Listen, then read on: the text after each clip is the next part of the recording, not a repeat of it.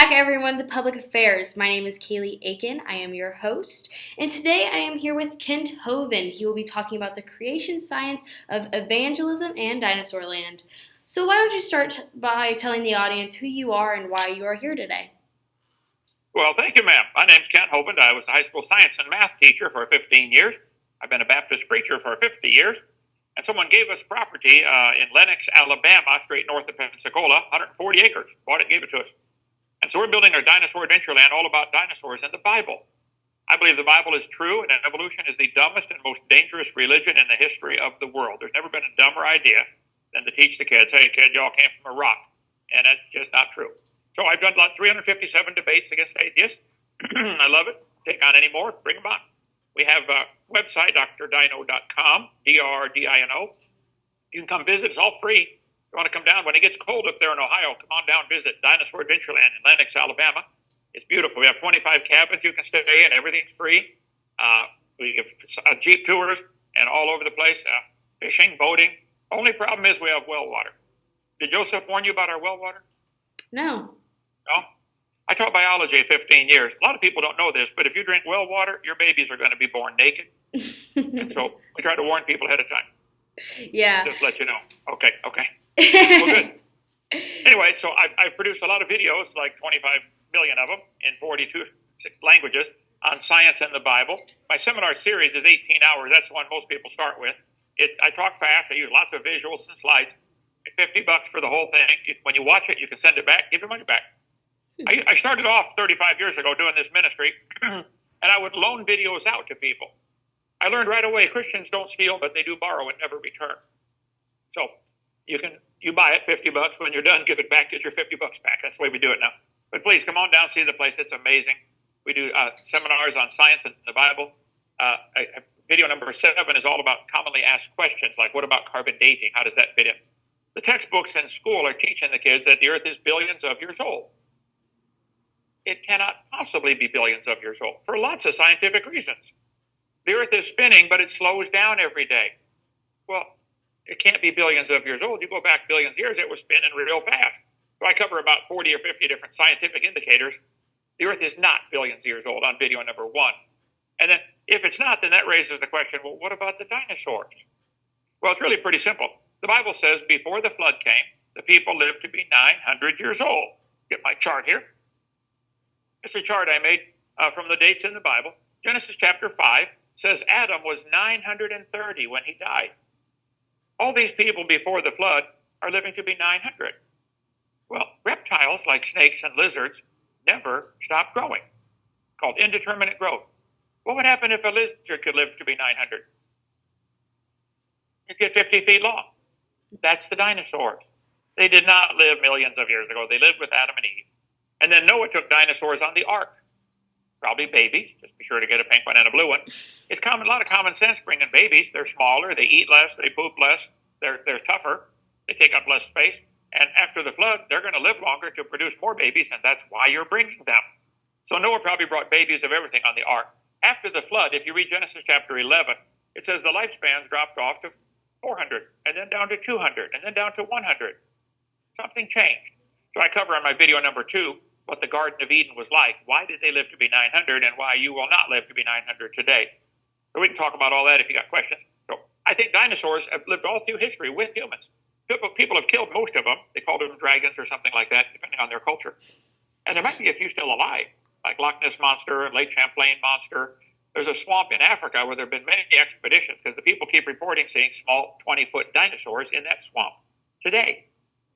So I think we really been lied to about this stupid evolution theory. So anyway, That ought to be enough to get you started on some kind of question. Yeah, so you did talk a little bit about your debates against atheists and evolutionists. Do you want to touch more on that and about what the debates were about and what you said? I know before we started this interview, you talked about your 2-minute little spiel. Talk a little bit about that. Well, when you get into a discussion on evolution, the first thing you have to do is, what exactly are we talking about? What do you mean by that word evolution? So because it has 6 different meanings. Let me call those up here for you. Okay? 6 different meanings of the word evolution. You have to define what you're talking about. Let's see.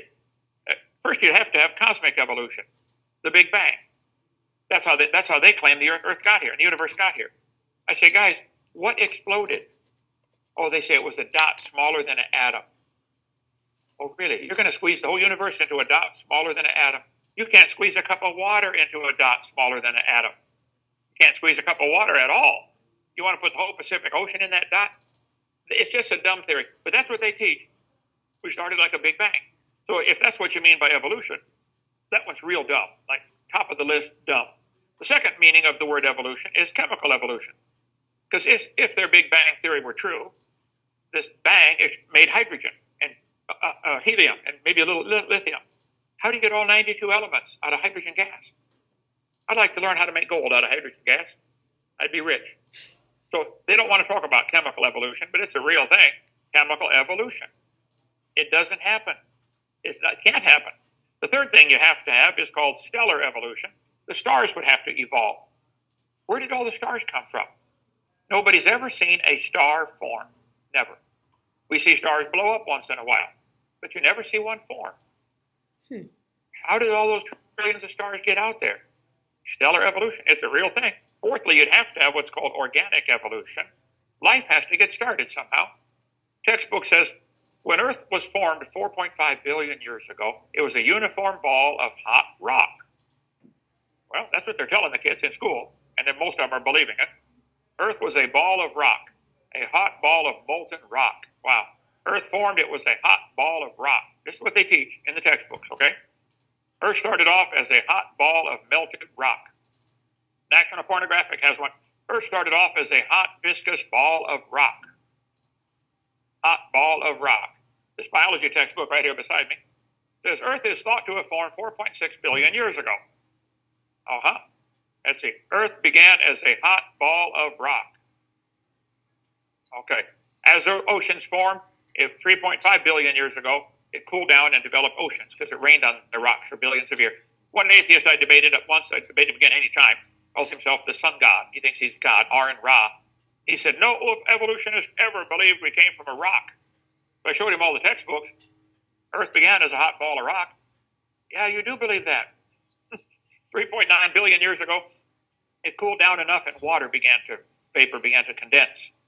And then oceans formed as it rained on the rocks for billions of years.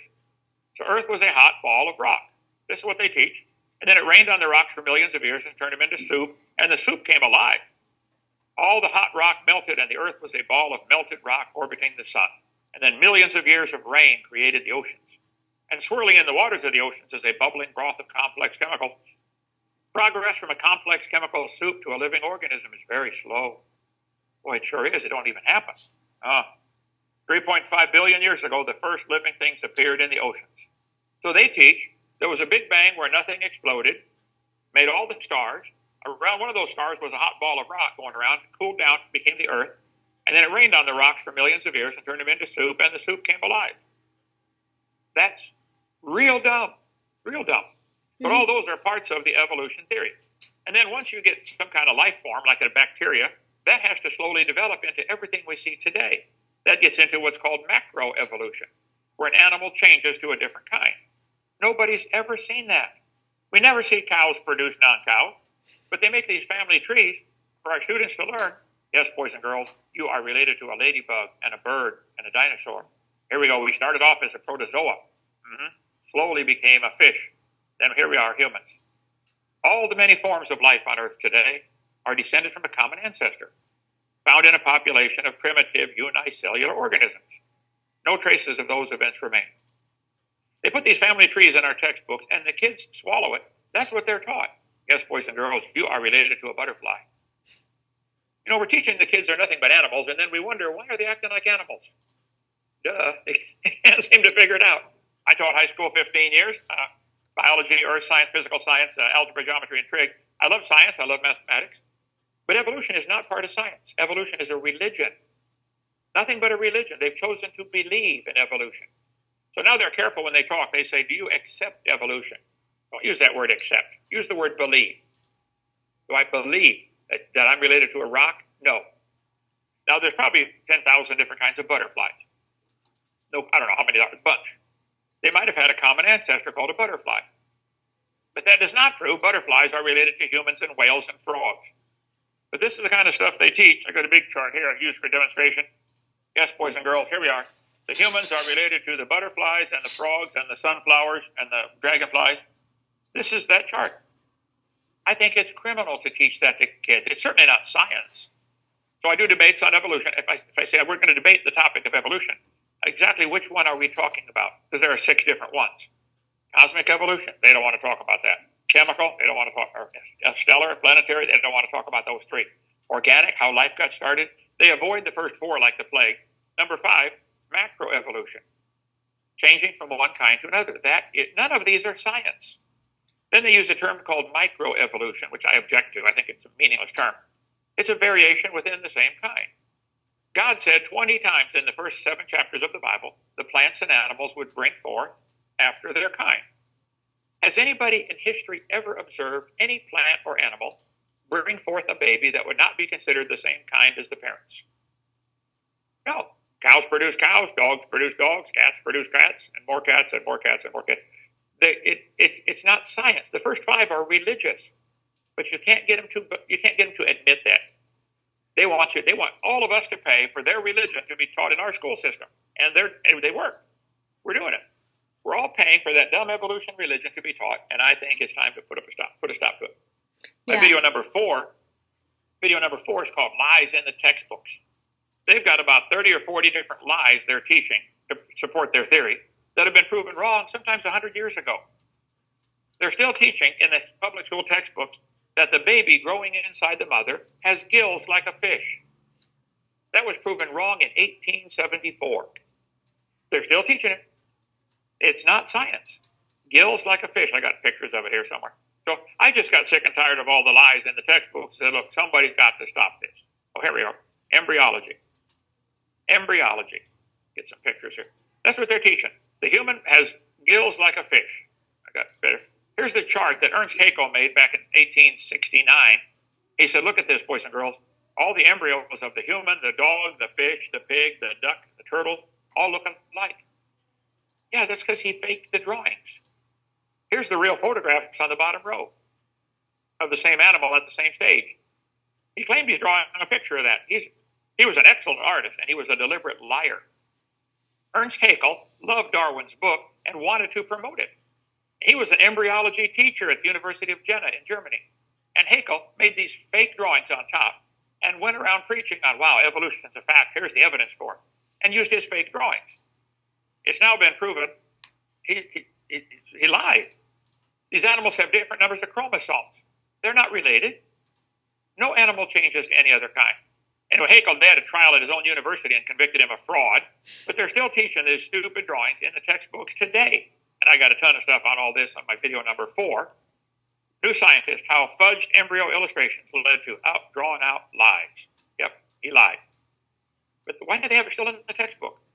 I was in a debate with one atheist one time, and I went through the different lies in the textbook, and he said, when it was his turn, he said, folks, Mr. Hovind is right. These things are not true. But, Mr. Hovind, I have a question for you. If you take all this out of the textbook, what are you going to replace it with? I said, folks, what he's trying very hard to not say is, we don't have any evidence for our theory. If you remove this, you got to find more evidence for our theory. I said, I got a better idea, sir. Take out the lies and take out your theory. Your theory's dumb. Didn't happen. He didn't appreciate my answer. A lot of people don't, but that's a fact. Okay? Yeah, so I actually understand what you're saying by it's in the textbooks because I'm a college student right now, and I took anthropology last semester, and that's what they taught, and that's what it was in our textbook, so I really relate to that when you said that, so it was really nice that you touched on that, and with that being said, are you willing to do more? Willing to do more debates? Yes. Oh, any day. You tell every professor in your school, I'll debate all of them together. Give me 50 against 1. If I get half the time, they go first, give the best evidence they've got for evolution, and only one topic at a time. Give the best, I get to rebut it. Then they give the next one. Equal time for each side, not each person, and no interrupting, no cursing and swearing, and I'll debate them all. Please, challenge them. Put my slides up there, brother. One of the things they teach that people just marvel at, how could we get duped into believing something so dumb? In 1830, they made up the geologic column.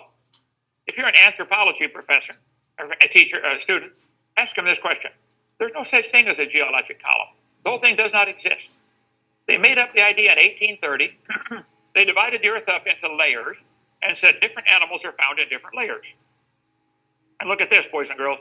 We have the dinosaurs in the Jurassic age, the Jurassic Park, movie, okay? I keep asking them, I do debates, I say, guys, I got a simple question here.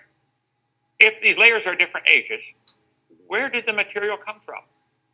If the top layer is younger, where did it come from? Is it coming from outer space? How can the layers be different ages? The geologic column does not exist anywhere in the world except their imagination. Mm-hmm. It's baloney. All over the world, petrified trees are found that are standing up, running through all these layers. One tree standing up, running through all the layers. Excuse me, how long does a dead tree stand around in Ohio? A couple years, then it falls over. Yeah. Petrified trees in the vertical position are found by the thousands all over the world, but they still maintain the layers are different ages. I say, guys, stop and think. Just because something has been taught for 200 years as science does not mean it's true. Real science is questioning anything it's taught. Question anything. Here we have in Birmingham, Alabama, a coal mine with all kinds of petrified trees standing up, running through one seam of coal, through more rock, through another seam of coal. Yeah. And yet they're saying these layers are different ages. You got one tree connecting them. I'm sorry. There's the Blue Lee and the Blue Creek and the Mary Lee Formation of coal up in Birmingham. You can prove those layers of coal had to all form at the same time. See what happened? The Earth is round and spins. Flat earthers frustrate me. But the moon is holding a bump of water called the high tide. We are spinning under that tide. The tide stays under the moon. To us, it looks like the tide goes up, down, up, down. It does to us. But to the moon, it just holds a bump of water. So from the east, the water is always being sucked into that bump at the same speed the Earth is turning the other way, because the bump stays under the moon. How fast is the world turning? That depends where you're standing. At the North Pole, turning 0. At the equator, 1,037.6. In Lenox, Alabama, where we are, turning 866 miles an hour toward the east. So if the water's going 866 miles an hour toward the west to stay under the bump, it's going to cause enormous erosion and create layers. We got these little sand art toys. If I flip this thing over, it'll make 10 or 15 or 20 layers in a few minutes. Mm-hmm. Are the layers different ages? No. Every speck of sand in this thing is the same age. It was all put in here at the same time. So this, once you get people to comprehend, we've been lied to. There is no geologic column. Petrified trees that are standing up. Here's one going through 2 seams of coal. Same tree. According to the evolution theory, a forest has to grow, has to fall down, get buried under mud, get packed into coal. And they can make coal in 20 minutes in the laboratory. Heat and pressure changes wood to coal.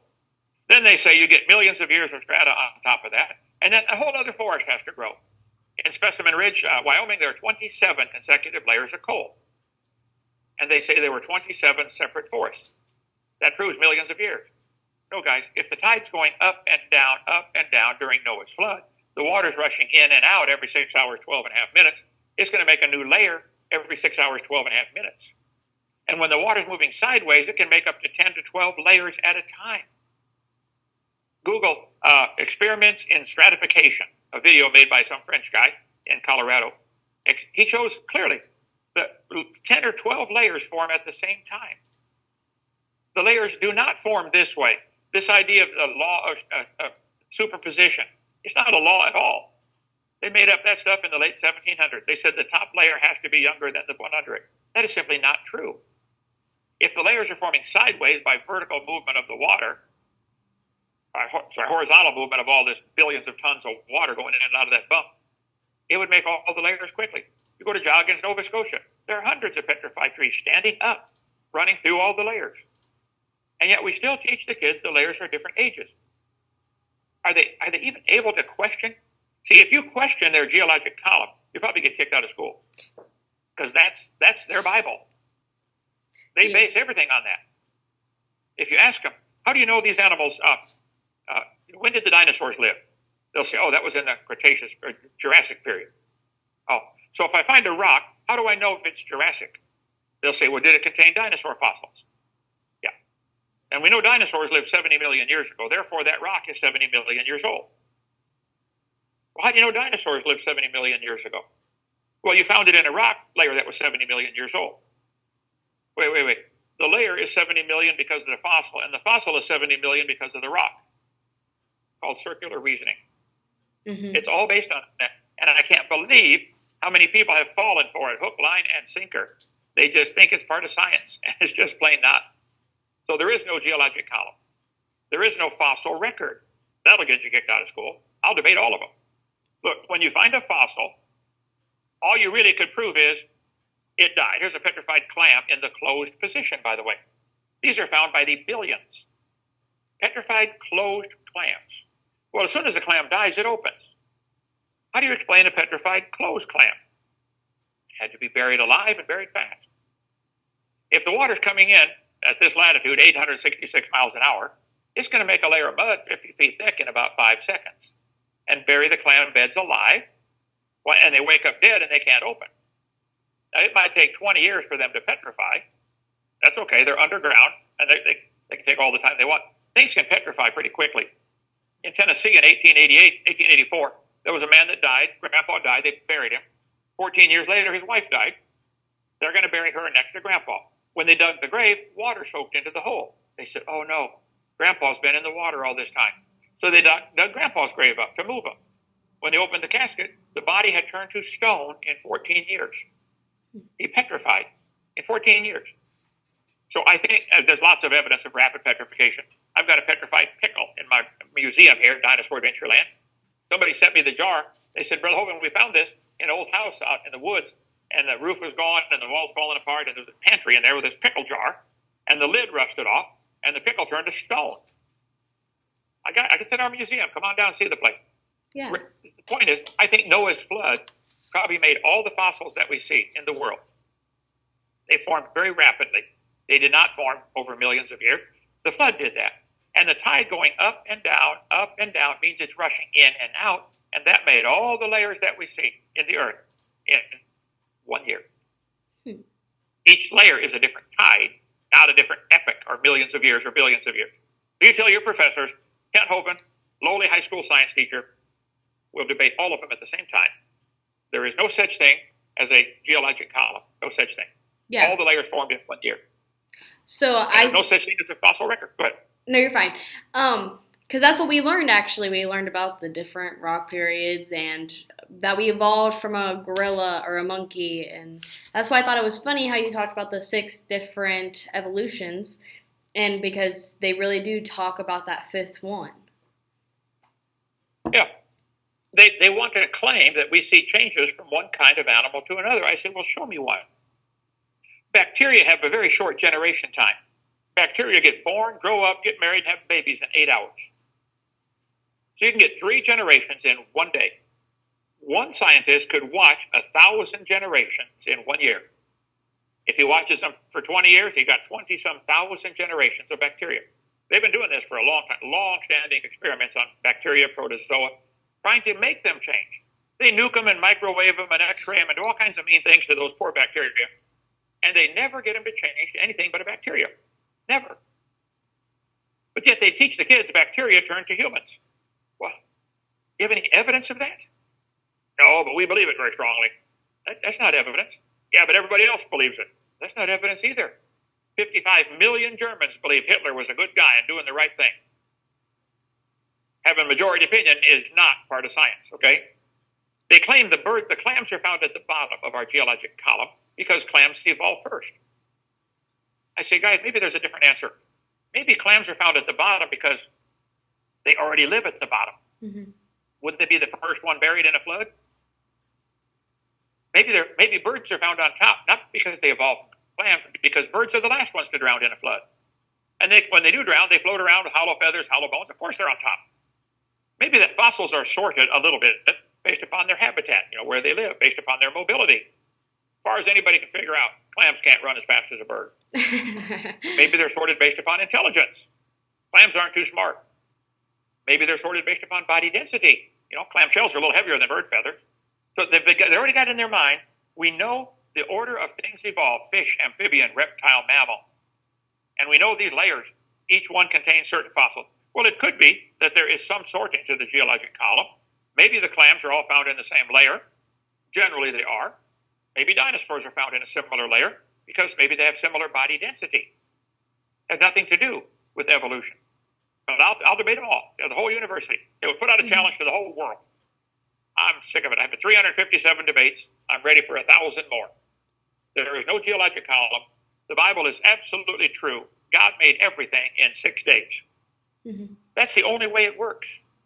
God made, there are billions, maybe even trillions of symbiotic relationships. Certain animals require certain plants to live. Certain plants require certain animals to live, to pollinate them, for example. How do they evolve separately? And if you get one animal to evolve a little better than the rest, who's it going to marry? Don't you have to get two of the opposite sex in the same place at the same time? What if the male evolves 20 years before the female? Now what? Not going to work. Evolution's the dumbest and most dangerous religion in the history of the world. My video number 5 is called The Dangers of Evolution. This is the philosophy behind Adolf Hitler. Why did Hitler want to kill the Jews? Hitler had a list with the Germans, the blonde-haired, blue-eyed Norwegians and Germans at the top of the list. They had evolved the furthest. He was a strong believer of Darwin and Darwin. By the way, the blonde-haired, blue-eyed Norwegian, okay, he thought they were the superior race. Below them was the Europeans, and then at the bottom of the list was the Jews. Hitler hated Jews, obviously. He thought they were the least evolved. And he thought he was doing the world a favor by eliminating them. See, if evolution is true, one animal has to evolve a better trait, well, then the rest of them have to die, or else that new, evolved, improved gene gets blended into the population. Evolution is the dangerous philosophy. It's the foundation behind our New World Order. These people, pinky in the brain guys that want a one-world government. Video number 5 is one. Video 6, the Hovind theory. Where did the water from the flood come from? What did it do? Where did all the water from the flood go? Atheists say, Hovind, if the world was covered in water, where did it go? It's still here. The oceans are huge. I flew over to the Pacific one time to preach in Australia. I told one of the guys in my office, I said, man, that Pacific Ocean is huge. He said, oh, that was just the top of it. There's a lot of water out there in the world. Enough to cover the whole world 1.5 miles deep. Yeah. Anyway, I know we only got a few minutes left, but go ahead. What else do you want to talk about? Yeah. Well, I'm actually we're wrapping up the interview, so I just want to thank you for meeting with me today, and I hope the audience takes advantage of watching all your videos and getting a hold of them, because it really is, I learned a lot today, and I hope they learn more from watching your videos. Well, if you want to get a hold of us, drdino.com is our website, DRDINO, and they can call 855-BIG-DINO. We'll be glad to talk to them, 855-BIG-DINO. I'm extension 3. If you want to get our materials, call Joseph to schedule an interview. He's extension 4. Or come down and visit. It's free. Dinosaur Adventureland in Lenox, Alabama. All free. Come on down. Well, thank you again. And as always, you're watching In Public Affairs, and I am your host, Kaylegh Aiken. I'll see you next time.